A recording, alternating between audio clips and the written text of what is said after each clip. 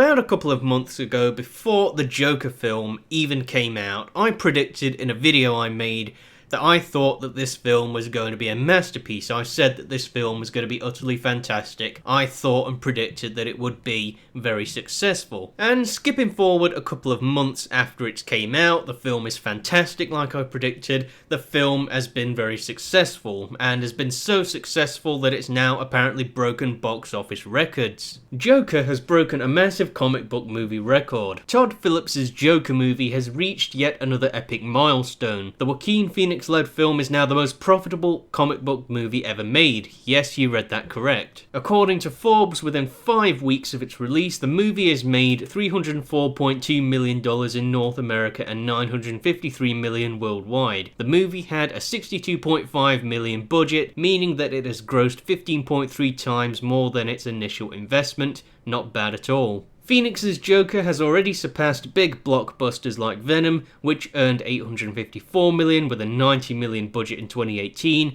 and The Batman, which grossed $411 million in 1989 with a $35 million budget investment. This also means that The Joker is the third cheapest film with a $900 million income, with only Rami Malek's Bohemian Rhapsody with a $52 million budget, and The Lion King from 1994 with a $55 million budget ahead of it. Not bad, to say the least. It's been a very successful film. A lot of people are very happy with this film. Unlike many of the mainstream movie critics, a lot of people are behind this film. A lot of people love it, me being one of them. If Joker manages to surpass Aquaman's domestic income, which was $335.1 million, Joker will become DC's fourth highest earning movie in North America, with Wonder Woman The Dark Knight Rises and The Dark Knight only at the front. And if it grosses between $1.004 billion and $1.081 billion across the world, Joker will become DC's third biggest global film, just behind The Dark Knight Rises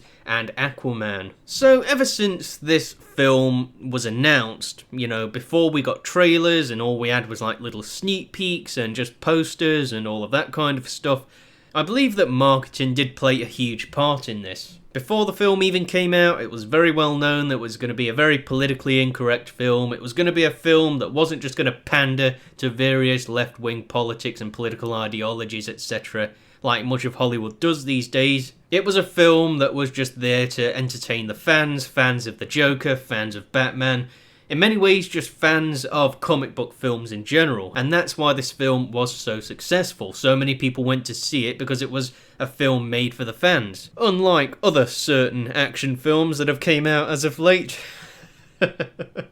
Oh, what a mess that film was. But ultimately, even though I don't believe that this was the main reason why this film was so successful as it was, I do believe that this reason may have played a big part in this film's success. Because of the fact that this film, I wouldn't really call it very right-wing, but it was a film that was very politically incorrect either way. Because of that, many certain people, various people on the left, much of mainstream Hollywood, the mainstream media, the mainstream film critics, etc., were trying to slam this film. They said the film was fueling hatred, they were saying that other ridiculous things, saying it was pandering to incels and all of that nonsense. Many of the film critics gave it rather negative reviews on the basis of its politics rather than the quality of the film, and I believe many of these things right here played a part in this film's success. Because of the fact that the SJWs were coming down on it, they were attacking it left, right and centre, I believe that motivated more people to go and see it. Because as I've said before in other videos, if the SJWs and the leftists attack something because they don't like it for whatever reason,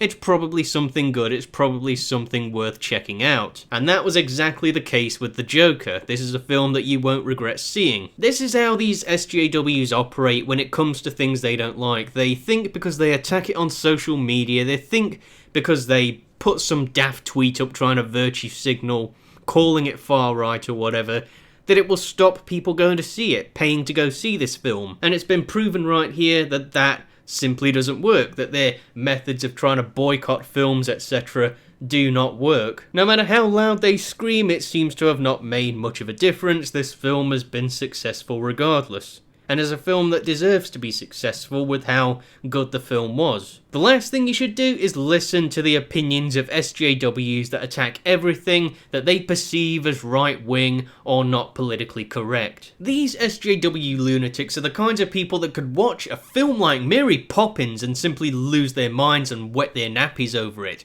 I mean, Oh. Right. That's a real article, by the way.